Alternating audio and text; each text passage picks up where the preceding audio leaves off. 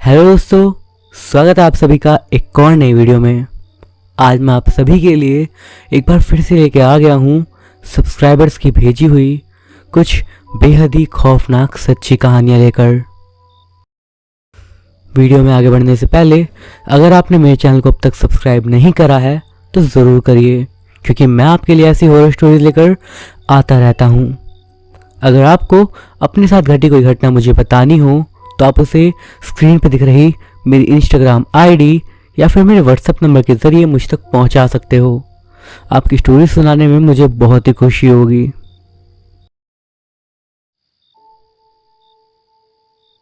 मेरा नाम अनुज है और मैं असम के एक छोटे से गांव से बिलोंग करता हूं। हमारा गांव असम और मेघालय के बॉर्डर के काफ़ी करीब है।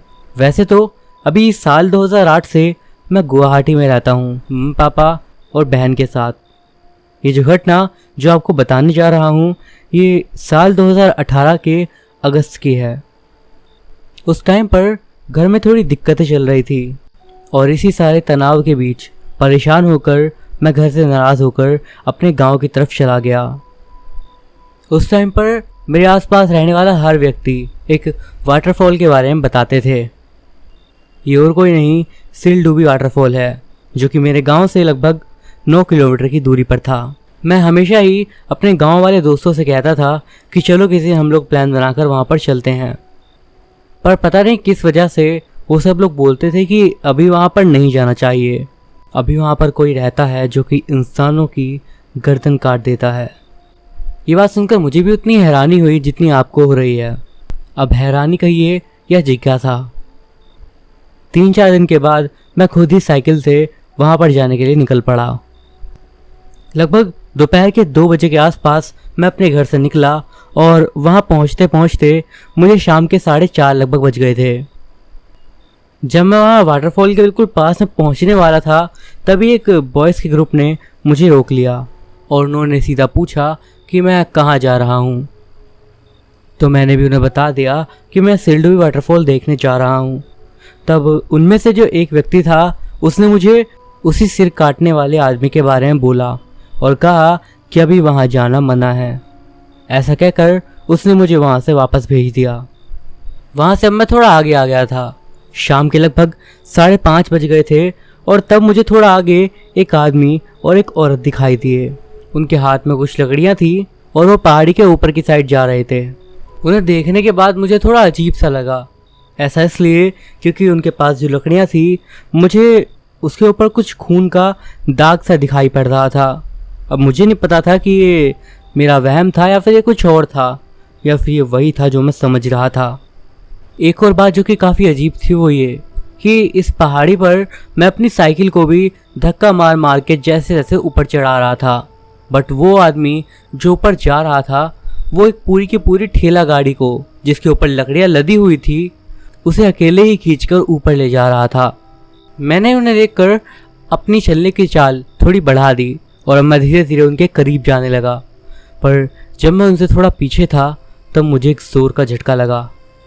अभी वो मेरे थोड़ी आगे ही थे कि तभी एकदम से वो आदमी रुका और उसने मेरी ओर बिना देखे बोला, क्या तुम्हें डर लग रहा है? मेरे मन में सबसे पहले यही ख्याल आया कि आखिर इसने मुझे देखा कब और बिना देखे से कैसे पता कि मैं इसके ठीक पीछे हूँ। जितना मैंने गांव वगैरह में सुना था मुझे यही पता था कि भूत प्रेत के पैर उल्टे होते हैं, इसीलिए मैं अब उनके पैर देखने लगा। बट एक तो शाम का अंधेरा हो चला था और दूसरी बात वो आदमी ठेला गाड़ी खींच रहा था और वो जो औरत थी उसने असमी साड़ी पहनी हुई थी। इस वजह से मैं उनके पैर नहीं देख पा रहा था। मैंने सोचा कि अब मैं इनसे आगे निकल जाता हूँ और यही सोचकर मैं उनको साइड से उन्हें पास करने लगा। उस टाइम पर एकदम से ही मेरी नज़र उस आदमी के हाथ में गई जिसके हाथ में एक चाकू था और तभी मेरी नज़र एकदम से उसकी गर्दन पर भी गई और मैंने देखा कि उसकी गर्दन पर एक गहरा दाग था। मैंने जैसे ही ये देखा मैं एकदम से वहीं पर स्थिर हो गया। जैसे ही मैंने ये देखा मेरे होश उड़ गए थे। मैंने अपनी साइकिल को बहुत तेज़ी के साथ वापस उल्टा घुमाया और क्योंकि अब मैं ऊंचाई पर था तो साइकिल आराम से नीचे जाने वाली थी। यही सोचकर मैंने ना आओ देखा ना ताओ और अपनी साइकिल के साथ पूरी स्पीड से नीचे आने लगा। बट तभी मैं देखता हूँ कि वह आदमी और औरत मेरे पीछे भागते हुए आ रहे हैं और इतनी तेज़ी से कि वो मेरी स्पीड को भी क्रॉस करने वाले थे, जबकि मैं ढलान से अपनी साइकिल से नीचे आ रहा था। वो तो पता नहीं कैसे मेरी किस्मत अच्छी थी कि थोड़ा नीचे आने के बाद मुझे आगे कुछ लोग दिख गए जो कि एक दुकान के पास थे। मैंने अपनी साइकिल को फ़ौरन उसी ओर मोड़ा और सीधा वहाँ पर जाकर ही रुका। उसके बाद वहाँ रुककर जब मैंने पीछे मुड़कर देखा तो उन आदमी और औरत का मुझे नामो निशान नहीं मिला, यानी मुझे दूर दूर तक कोई भी नहीं दिख रहा था।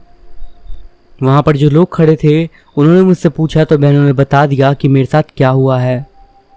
उनमें से एक अंकल जो कि हमारे गांव की तरफ जाने वाले थे, उन्होंने अपनी गाड़ी में मुझे लिफ्ट दे दी और उसके बाद मैं उनके साथ ही अपने घर गया। इसके अलावा पहाड़ से नीचे आते समय साइकिल को भी काफ़ी नुकसान पहुंचा था।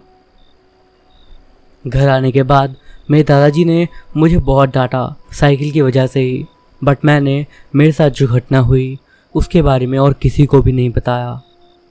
उस आदमी के गले पर जो जख्म था उसका चित्र मेरे दिमाग में एकदम बस सा गया है और जैसे ही मैं उसके बारे में सोचता हूँ मुझे बेहद डर लगता है और मुझे ये लगता है कि उस दिन किसी अनहोनी से मैं बहुत ही ज़्यादा करीब से लौटा था।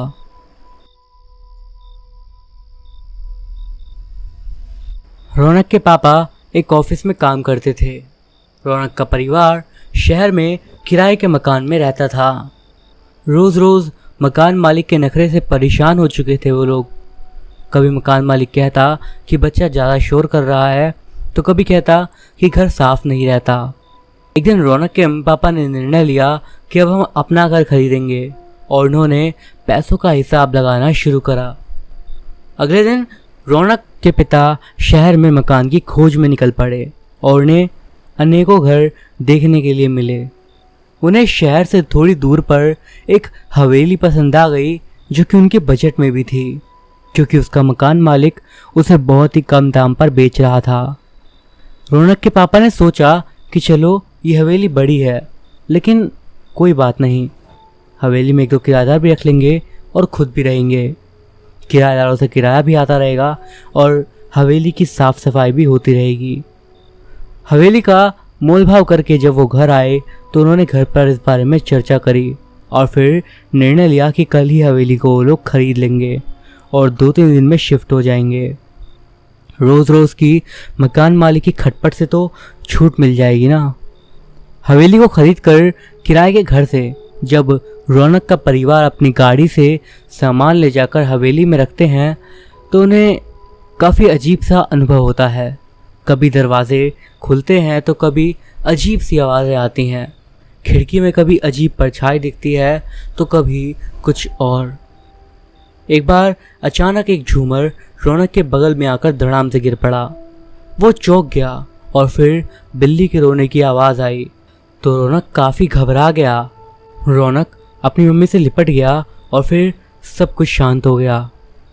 रौनक के अम्मी पापा ने सामान को एक कमरे में रख दिया और उसके बाद हवेली की सफाई करने में लग गए, क्योंकि कई दिनों से हवेली बंद थी, इसीलिए वहाँ पर जाले वगैरह हुए पड़े थे। उनमें मकड़ियाँ दौड़ रही थी और साफ सफाई करते करते रात हो गई। दिन भर की थकान के बाद तीनों लोग सो गए और रात के समय एकदम से ही रौनक की नींद अचानक से खुल गई। उसने देखा कि टेबल पे रखा लैंप हिल रहा है और घड़ी चलने के बजाय कभी रुकती तो कभी चलती। पर्दे भी अजीब तरह से हिल रहे थे, मानो कोई आकृति बना रहे हो। तभी उसने नीली आंखें किए हुए अपनी ओर एक बिल्ली आते देखी। वो डर गया और डर कर अपनी मम्मी के पास आकर लिपट कर लेट गया, पर उसे नींद नहीं आ रही थी। उसकी नज़र दीवार पर गई तो उसने देखा कि उसके पापा के कपड़े जो खूंटी पर टंगे हुए थे वो खुद ही हटकर दूसरी खूंटी पर टंग गए। ऐसा देखकर वो काफ़ी घबरा गया और उसने रोना शुरू कर दिया। उसके रोने की आवाज़ सुनकर उसके मम्मी पापा जाग गए और उन्होंने उससे पूछा कि क्या हुआ, तो रौनक ने उन्हें सारी बात बताई। उसके पापा ने बोला, रहने दो बेटा, ये तुम्हारा भ्रम है, कोई बुरा सपना देखा होगा तुमने। रौनक कहता है, नहीं पापा, ऐसा ही हुआ था। फिर उसके पापा इधर उधर गए लेकिन उन्हें कुछ भी नहीं दिखा, तो वो लौट कर वापस आ गए और रौनक को अपने साथ पकड़कर लेट गए। पापा तो उसके लेटते ही सो गए, लेकिन रौनक को नींद नहीं आई। तब उसने देखा कि एक छोटी सी गुड़िया अपने छोटे छोटे कदमों को चलते हुए उसके करीब आ रही है, पर उसकी आंखें कभी लाल होती, कभी पीली तो कभी नीली। उसे देखकर तो रौनक बहुत डर गया था। उसे लगा कि मानो ये गुड़िया अब उसे खाने ही वाली है। वो बिल्कुल भी बोलने में असमर्थ हो गया और तब उसने देखा कि उस गुड़िया के कान से खून बह रहा था और नाक से अजीब तरह के बाल निकल रहे थे जो कि बहुत ही डरावने लग रहे थे। उसे देखकर रौनक की सिट्टी पिट्टी गुम हो गई थी। उसने तुरंत ही अपने पापा को फिर से जगाया और इस बार जब पापा जागे तो उन्होंने भी गुड़िया को देखा और उन्होंने कहा कि रौनक तुम सही कह रहे थे। अब उसके पापा भी थोड़े सहम से गए। फिर उस गुड़िया ने उनसे कहा कि रौनक को मेरे पास भेजो। रौनक ये सुनकर बहुत डरा हुआ था। रौनक ने बोला, मैं नहीं आऊँगा, डरो मत, मैं तुम्हें कुछ नहीं करूँगी। रौनक के पापा ने गुड़िया से पूछा कि तुम उसे क्यों बुला रही हो। तब उसने जवाब दिया कि ये लंबी कहानी है, पर मैं तुम्हें बताती हूँ। मैं पहले एक लड़की थी और मुझे भी गुड़ियों से बहुत प्यार था। जब भी मेरे पापा बाज़ार जाते थे तो मैं उनसे गुड़िया लाने के लिए कहती और पापा मुझे गुड़िया लाकर दे देते थे। मैं खेलकर गुड़िया को कहीं फेंक देती थी और फिर नई गुड़िया के लिए अपने पापा से बोलती थी। तब पापा बोलते थे कि कल ही तो नई गुड़िया लाया था।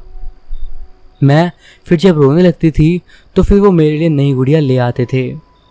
एक दिन जब पापा कहीं गए हुए थे, उस समय मैं घर के दरवाजे पर बैठकर गुड़िया के साथ खेल रही थी। तभी मेरा उस गुड़िया से मन भर गया और मैं उसे नोच नोच कर तोड़ने लगी और उसके बाद उसे फेंकने लगी। तभी कोई अजीब सा साधु जैसा दिखने वाला आदमी, या शायद तांत्रिक, मेरे पास आया और मुझसे बोला कि जैसे तूने इस गुड़िया को नोच कर फेंका है, वैसे ही मैं अब तुझे भी गुड़िया बना दूंगा और तुझे काफ़ी बुरा चेहरा दूंगा। तेरे चेहरे से हमेशा खून बहता रहेगा और तू बहुत बुरी लगेगी। फिर मैंने उस तांत्रिक से कहा कि बाबा जी मुझे माफ़ कर दीजिए, मैं अब किसी गुड़िया को नहीं नोचूंगी। तब उस तांत्रिक ने कहा कि मेरे श्राप से तो गुड़िया तो अवश्य बनेगी। यदि तुझे श्राप से मुक्त होना है तो तुझे भी गुड़िया के वेश में रहकर छोटे बच्चों को डराकर अपना गुड़िया का रूप नोचवाना होगा, और जब भी वो बच्चा तुझे नोचकर फेंक देगा तब तू छोटे छोटे टुकड़ों से जुड़कर अपने असली रूप में आ जाएगी। तब से मैं श्रापित गुड़िया के नाम से हर बालक को डराकर उसके पास जाती हूँ, लेकिन मुझे देखकर सब भाग जाते हैं और मैं लड़की नहीं बन पा रही हूँ। इसीलिए आप रौनक को मेरे पास भेजकर मुझे नोचकर फेंकने को कहें, जिससे मुझे मेरा असली रूप प्राप्त हो जाए। गुड़िया की बात को सुनकर रौनक के पापा ने उसे गुड़िया के पास जाने को बोला, लेकिन रौनक उसके पास जाने को राज़ी नहीं हो रहा था। फिर उसके पापा ने कहा कि मैं हूं ना बेटा, कुछ नहीं होगा। फिर रौनक धीरे धीरे उस गुड़िया के पास जाता गया और उस गुड़िया को उसने नोचकर फेंक दिया।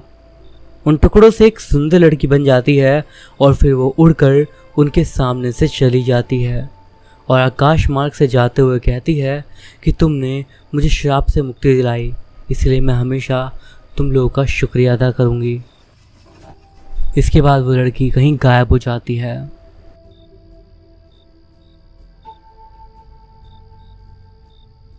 लॉकडाउन में कई दिन से काम बंद होने के कारण परेशान राकेश बहुत कुछ सोच रहा था। उसे कुछ भी सूझ नहीं रहा था कैसे वो अपना गुजारा करे। उसके पास जो पैसे थे वो भी अब ख़त्म होने की कगार पर थे। इधर मोदी जी ने भी 21 दिन के लॉकडाउन के बाद 14 मई को दोबारा से 19 दिन का लॉकडाउन कर दिया। राकेश के पास सब कुछ समाप्त हो गया था। राकेश मुंबई शहर में एक फैक्ट्री में काम करता था। वो वैसे तो उत्तर प्रदेश के प्रयागराज का निवासी था। वो बहुत परेशान हो चुका था।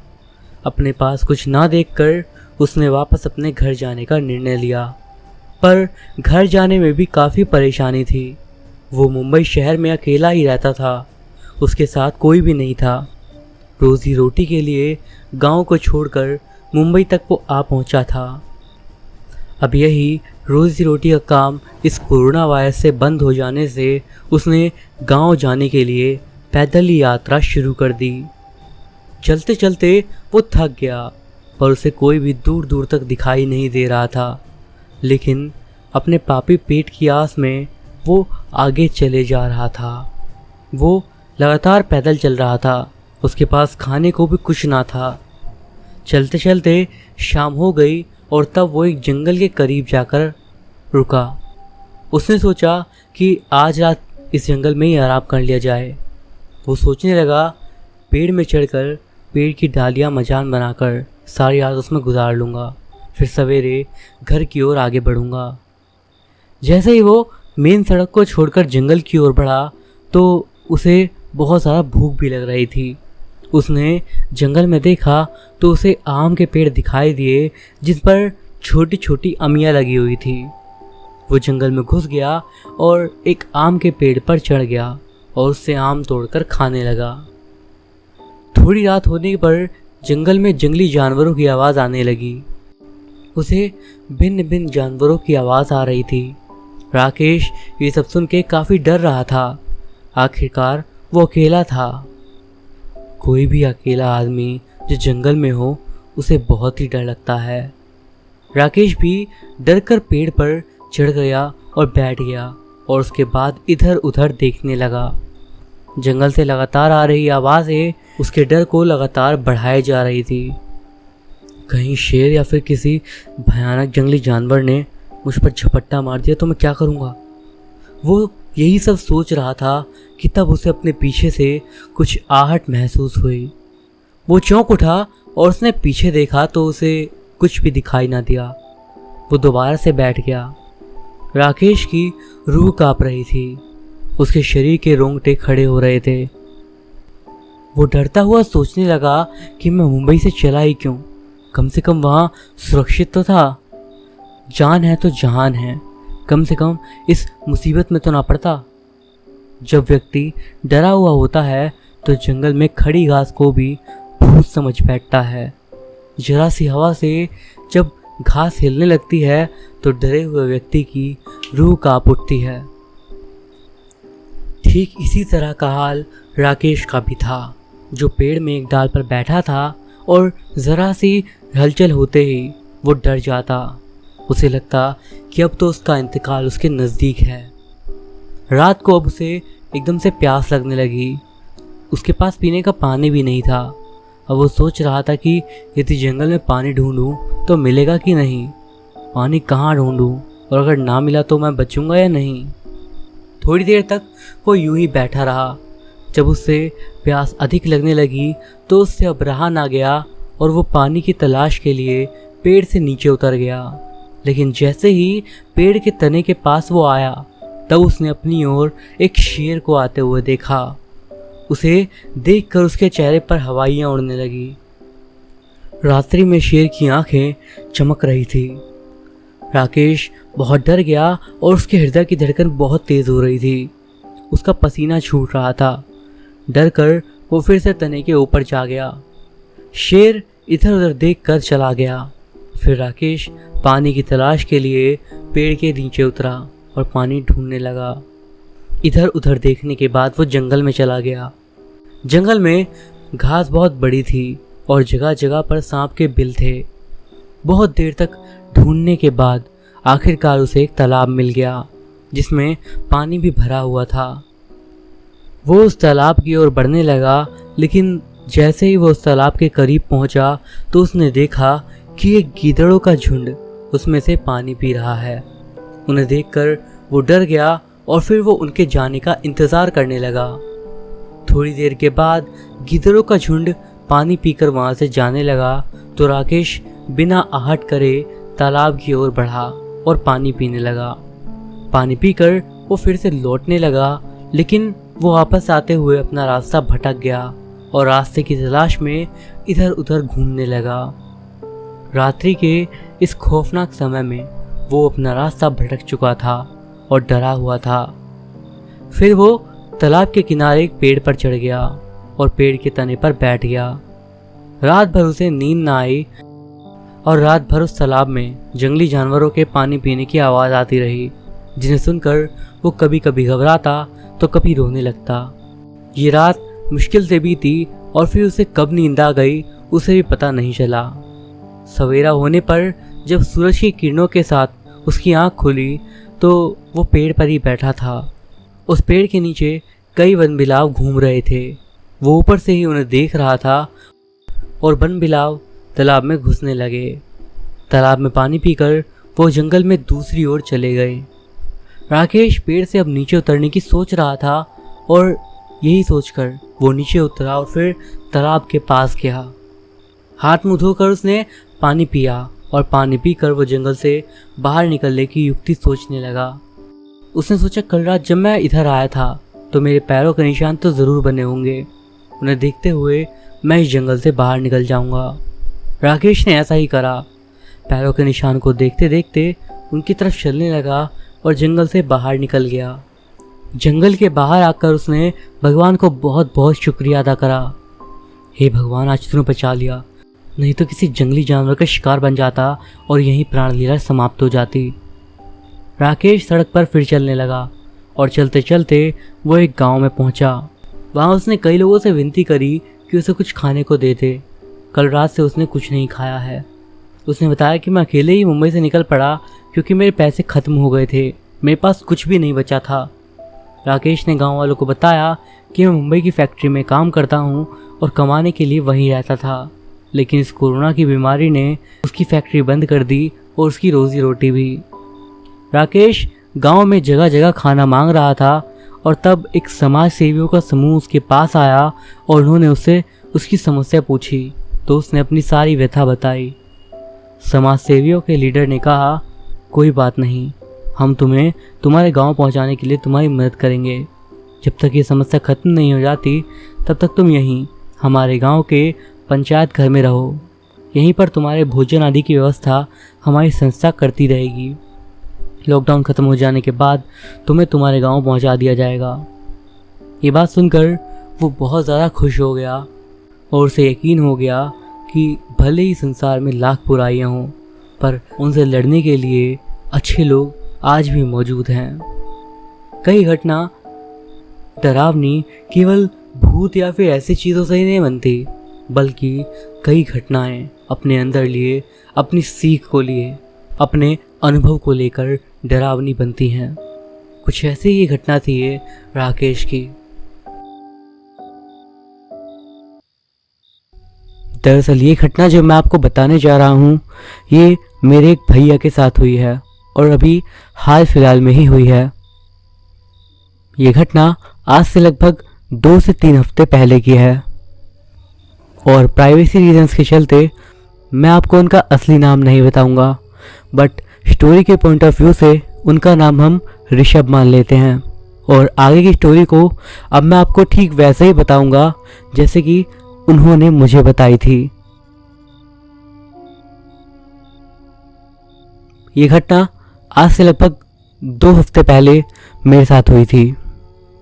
दरअसल बात यह है कि मैं एक एकेडमी में कोचिंग क्लासेस लेता हूँ जहाँ पर हर संडे को एक मॉक टेस्ट होता है। दरअसल वो एक कंपटीशन लेवल बेस्ड एकेडमी है जहाँ पर मैं जाता हूँ। मेरा स्केड्यूल कुछ ऐसा होता है कि हर हफ्ते मेरा एक टेस्ट होता है जिसे देने के लिए मैं अपने घर से लगभग 15 से 20 किलोमीटर दूर एक जगह पर जाता हूँ। उस जगह का नाम मैं यहाँ पर नहीं बता रहा। मैं हर संडे वहाँ पर अपने एक दोस्त के साथ बाइक पर जाता हूँ। बाइक मेरी अपनी ही है इसलिए मैं ड्राइव करता हूँ और मेरा दोस्त पीछे मेरे साथ बैठ कर जाता है। तो आज से लगभग 2 हफ्ते पहले संडे के दिन हुआ यूँ कि सुबह सुबह मेरे पास मेरे सर का मैसेज आया कि आज जो टेस्ट की लोकेशन है वो हमारी नॉर्मल वाली लोकेशन से अलग जगह पर है। उस दिन टेस्ट की लोकेशन चेंज होने के कारण और भी कई थे जो कि मुझे विस्तार से नहीं पता, बट उस दिन के लिए हमें टेस्ट देने के लिए एक दूसरी जगह पर जाना था। और जिस जगह पर मुझे जाना था वो दरअसल एक रूरल एरिया था जो कि शहर की आबादी से थोड़ा दूर था। मतलब वो एरिया तो एक बस्ती जैसा ही था बट वहाँ तक जाने का जो रास्ता था वो बीच में काफ़ी लंबा रास्ता था। तो जब मैं और मेरा दोस्त उस रोड पर बाइक के जरिए वहां तक पहुंचे तो उस जगह पर पहुंचने के बाद आपके पास दो ऑप्शंस होते हैं। या तो आप थोड़े लंबे रास्ते को चूज कर लीजिए या फिर आप एक सुनसान रोड से जाइए जिसकी लेंथ लगभग 3 से 4 किलोमीटर है और वो एकदम सीधा रोड है जिसके दोनों तरफ सिर्फ खेत ही खेत है। तो ऑब्वियसली क्योंकि मुझे वहाँ पर जल्दी भी जाना था तो मैंने और मेरे दोस्त ने उसी छोटे वाले रास्ते से जाने का फैसला करा और हम दोनों उसी रास्ते से निकल पड़े। वक्त लगभग दोपहर के 11:30 के आसपास का होगा जब हम वहाँ पर जा रहे थे। हम लोग अपने कोचिंग में पहुँच गए और वहाँ जाने के बाद मैंने अपना टेस्ट भी अच्छे से दे दिया। टेस्ट देने के बाद जब मैं अपने सर से बात कर रहा था तो बातों ही बातों में उन्होंने मुझसे पूछ लिया कि तुम कौन से रास्ते से आए हो। तो मैंने उन्हें बता दिया कि मैं ऐसे ऐसे इस रास्ते से वहाँ पर आया हूँ। वो मेरी बात को सुनकर थोड़ा गंभीर सा हो गए और बोलते बोलते एक पल के लिए चुप हो गए और उसके बाद उन्होंने कुछ सोचते हुए मुझे हिदायत देते हुए कहा कि कोई बात नहीं, अब तुम दूसरे वाले रास्ते से चले जाना वापस। उनकी बात सुनकर मैं पहले थोड़ा सा सोच में पड़ गया, पर क्योंकि उन्होंने मुझे वहाँ से ना जाने के लिए कोई खास रीज़न नहीं बताया था तो मैंने उनसे कहा नहीं सर, फिक्र की कोई बात नहीं है, हम दोनों आराम से उस रास्ते से चले जाएंगे। अब वो उस रास्ते से जाने के लिए उस वक्त हमें क्यों मना कर रहे थे उस वक्त तक मुझे भी नहीं पता था। इसी के साथ मैं और मेरे दोस्त अपनी बाइक के साथ वहाँ से निकल गए और उस समय दोपहर के लगभग 2 बज गए थे जब हम वहाँ से निकले थे। लगभग 2:30 बजे के आसपास हम उस रोड पर आने वाले थे जो कि वहां आने का शॉर्टकट था। उसी टाइम पर मेरे दोस्त ने मुझसे कहा कि एक काम करते हैं, यहाँ से दूसरा रास्ता भी जा रहा है, इस पे चलकर देखते हैं। दरअसल वो रास्ता जो थोड़ा आगे से जा रहा था वो कुछ इस तरह का था कि जिसके दोनों साइड पेड़ ही पेड़ थे, मानो एक छोटा सा जंगल ही हो। बट मैंने अपने दोस्त से कह दिया कि नहीं यार, जैसे आए हैं वैसे ही चलते हैं, क्योंकि पहली बात तो वो रास्ता एकदम सीधा है और दूसरी बात एकदम खुला सा एरिया है वो। मेरे दोस्त ने भी मेरी इस बात का ज़्यादा विरोध नहीं करा और चुपचाप पीछे बाइक पर बैठा रहा। हम दोनों उस सीधे रास्ते पर आ चुके थे और जैसा कि मैंने आपको बताया कि रास्ता एकदम सीधा था तो हमें साफ साफ दिख रहा था कि दूर दूर तक वहाँ पर एक भी वाहन नहीं था और इसीलिए खाली सड़क का फ़ायदा उठाते हुए मैंने अपनी बाइक की स्पीड को बढ़ा लिया। धीरे धीरे 60, 70 और लगभग 80 तक मेरी बाइक की स्पीड पहुँच गई थी। तब वो अजीब सी चीज़ मुझे दिखना शुरू हुई। मैंने बाइक चलाते चलाते ही देखा कि लगभग मेरे से 500-600 मीटर आगे मेरे दाहिने हाथ की ओर एक पेड़ था और उस पेड़ के नीचे मुझे कुछ तो सफ़ेद सी चीज़ नज़र आ रही थी। हैरानी की बात यह थी कि मैं देख तो पा रहा था कि वहाँ पर कुछ है, पर मुझे समझ नहीं आ रहा था कि आखिर वो था क्या। बट फिर मैंने भी सोचा मुझे क्या, और मैंने अपना ध्यान उस तरफ से हटा लिया। और सबसे अजीब चीज़ तो उसी समय पर हुई जब मेरी बाइक उस पेड़ के नज़दीक पहुंची। उस समय पर वो जो कुछ भी था मैं समझ नहीं पाया वो क्या था। वो एकदम से ही पेड़ के पास से तेजी से मेरी बाइक के सामने आया, बिल्कुल इस तरीके से कि वो जानबूझकर वहां पर मेरे लिए ही बैठा हुआ था। हड़बड़ाहट के साथ मैंने अपनी गाड़ी के ब्रेक्स जोर से लगाए और उसके बाद मुझे ये महसूस भी हुआ कि मेरी बाइक से कुछ चीज़ टकराई शायद, पर जब तक मैं समझ पाता काफ़ी देर हो गई थी। बाइक काफ़ी तेज़ होने के कारण मेरे अचानक से ब्रेक लगाने के कारण तेज़ी से स्लिप हो गई। इसके बाद बाइक ज़मीन पर जो उसमें लेग गार्ड लगे होते हैं उनके सहारे रोड पर आगे तक घसीटती हुई चली गई और साथ ही मैं भी उसके साथ घसीटता हुआ चला गया। वो तो उन लेग गार्ड्स की और मेरे सर पर पहने हुए मेरे हेलमेट की ही अहमियत थी कि मैं बच गया। मेरा दोस्त ब्रेक लगते के साथ ही आगे को गिर गया था। अब सड़क पर घसीटने के कारण मेरे पैर में भी काफ़ी ज़्यादा घसीट लग गई थी, जिससे रोड पर मेरा काफ़ी सारा खून बह गया था। मैं तो आधा बेहोश सा ही हो रहा था, पर मेरा जो दोस्त था उसे उस वक्त अपनी चोट का एहसास नहीं हो रहा था क्योंकि उसे अंदरूनी चोट आई थी। वो खड़ा हुआ और भागकर वो मेरे पास आया और पहले तो उसने मेरी हालत देखी कि मेरे पैर से खून ही खून बह रहा है और मेरी हालत वो देख ना पाया और वहीं पर साइड में जाकर वो उल्टी करने लगा। अब मेरा दोस्त मेरे पास आया और वो सोच रहा था कि वो मेरी हेल्प कैसे करे और मुझे डॉक्टर के पास कैसे ले जाया जाए। और तभी उसकी नज़र फिर पीछे बाइक के पास भी गई और तब उसने एक बात नोटिस करी कि भले ही हमें लगा था कि हम किसी चीज़ से टकराए हैं, बट वहाँ पर ऐसी किसी भी चीज़ का कोई नामो निशान नहीं था। क्योंकि ये बात तो आप सभी भी जानते हैं कि अगर कोई बाइक जो कि 70-80 की स्पीड में चल रही थी, अगर वो किसी जानवर या फिर ऐसी किसी चीज़ से टकराती तो उसका क्या हाल होता, उसका गवाह तो वो रोड बन जाती। पर वहाँ पर उस चीज़ का कोई भी नामो निशान नहीं था। खैर, पर इस वक्त तक भी हम लोग सोच रहे थे कि शायद वो कुछ होगा जो कि वहाँ से चला गया या फिर जो भी हो, पर हमारे दिमाग में ऐसा कुछ तो तब नहीं आया था। और उसी टाइम पर एक आदमी वहाँ पर भागता भागता आया। उसने बताया कि वो लगभग 100-200 मीटर की दूरी पर खेत में काम कर रहा था और तब उसने काफ़ी ज़ोरदार आवाज़ सुनी, जिसके चलते वो रोड की साइड आया और उसने हम दोनों को देखा। इसके बाद उस आदमी ने मेरे दोस्त की मदद से मुझे बाइक पर बैठाया और मेरा दोस्त भी पीछे बैठा। उसके बाद वही आदमी लगभग वहाँ से 1 किलोमीटर आगे की तरफ एक डॉक्टर के क्लिनिक में ले गया और वहाँ पर जाकर मुझे असली बात पता चली। जब हम दोनों वहाँ पर पहुँचे तो पहले तो डॉक्टर साहब ने मेरे पैर को देखा और उसके बाद सबसे पहले उन्होंने मेरे पैर का फर्स्ट एड किया और फिर उन्होंने मुझसे पूछा कि आखिर तुम्हारे साथ ऐसा हुआ कैसे। तब मैंने उन्हें जो मेरे साथ हुआ वही बता दिया कि हम काफ़ी तेज़ स्पीड में बाइक से जा रहे थे और उस समय मुझे ऐसा लगा कि कोई सफ़ेद सी चीज़ मेरे सामने आई और एकदम से ही उसके चक्कर में बाइक डिसबैलेंस हुई और हमारा एक्सीडेंट हो गया। जैसे ही उन डॉक्टर ने मेरी बात सुनी, उन्होंने फौरन उस जगह के बारे में खुद ब खुद बता दिया जिसके बारे में मैंने जिक्र भी नहीं करा था। उस पेड़ के बारे में, उस रोड के बारे में, यहाँ तक कि उसी जगह के बारे में। उनके इशारे और उनकी बातों से मैं समझ गया था कि वो उसी जगह के बारे में बात कर रहे हैं। मैं काफ़ी ज़्यादा हैरान हो गया था ये जानकर कि उन्हें इस बारे में कैसे पता, और मेरा दोस्त भी यही सोच रहा था। और तब उन्होंने बात बताई। उन्होंने बताया कि तुम बहुत ज़्यादा किस्मत वाले हो कि उस चीज़ को देखने के बाद भी तुम सही सलामत हो और तुम्हारा पैर या फिर हाथ की हड्डी नहीं टूटी। मैं हैरान हो गया ये सोचते हुए कि आखिर ये ऐसा क्यों बोल रहे हैं। और तभी उन्होंने मुझे बताया कि लगभग आज से 2 दिन पहले की ये बात है। 2 भाई जो कि हापुड़ की साइड से अपनी बाइक से आ रहे थे, वो भी उसी रोड से निकल रहे थे।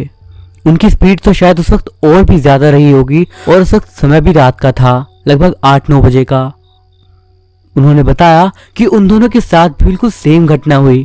उन्हें भी अपनी बाइक के सामने एक सफ़ेद सा साया निकलते हुए दिखाई दिया, जिसके चलते उन्होंने ब्रेक्स लगाए और उनकी बाइक ऐसे ही स्लिप हुई जैसे हमारी हुई थी। फ़र्क सिर्फ इतना था कि उनमें जो लड़का पीछे बैठा था उसके दोनों हाथ टूट गए और जो ड्राइव कर रहा था उसकी एक टांग। इसके बाद उन्होंने ही मुझे बताया कि वो जगह कुछ ठीक नहीं है, वहाँ पर ऐसी घटनाएं आए दिन होती रहती हैं और लगभग हर घटना में ये चीज़ कॉमन होती है कि वहाँ से निकलने वाले को वो सफ़ेद सी चीज़ दिखाई देती है। पहले तो मुझे उनकी बात पर यकीन नहीं हो रहा था, पर जब उन्होंने मुझे पूरी बात विस्तार से बताई तब उस पल पर मैं भी सोचने पर मजबूर हो गया कि ऐसा कैसे हो सकता है, क्योंकि उनकी बात में भी दम लग रहा था। क्योंकि सबसे बड़ी बात, अगर मेरी बाइक से कोई चीज़ टकराई थी, कोई चीज़ मेरे सामने आई थी, तो उसकी बॉडी या फिर कुछ भी वहाँ पर क्यों नहीं था, क्योंकि जिस स्पीड पर मैं था अगर कोई मुझसे टकराता तो उसका बचने का चांस ही नहीं था। पर खैर, जब मुझे और मेरे दोस्त को ये बात पता चली तो हम दोनों एकदम शांत हो गए। कुछ देर बाद वो आदमी भी वहाँ से चला गया जो कि हमारी हेल्प करते हुए वहाँ पर आया था। और उस टाइम पर मुझे रियलाइज़ हुआ कि शायद मेरे सर मुझे इसीलिए उस रास्ते से आने से मना कर रहे थे, क्योंकि शायद वो उस जगह के बारे में पहले से जानते थे।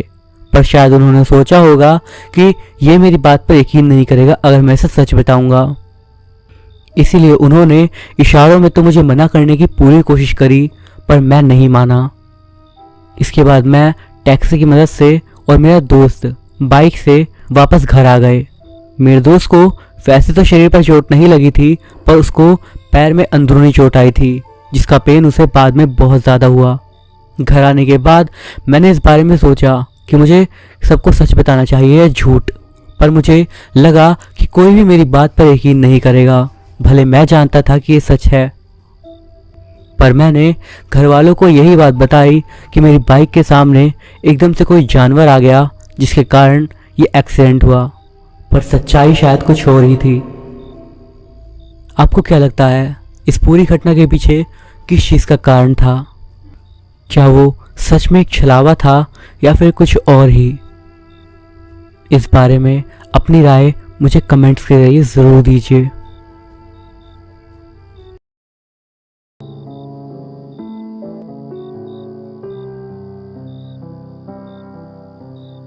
तो दोस्तों, ये थी हमारी आज की कहानियाँ।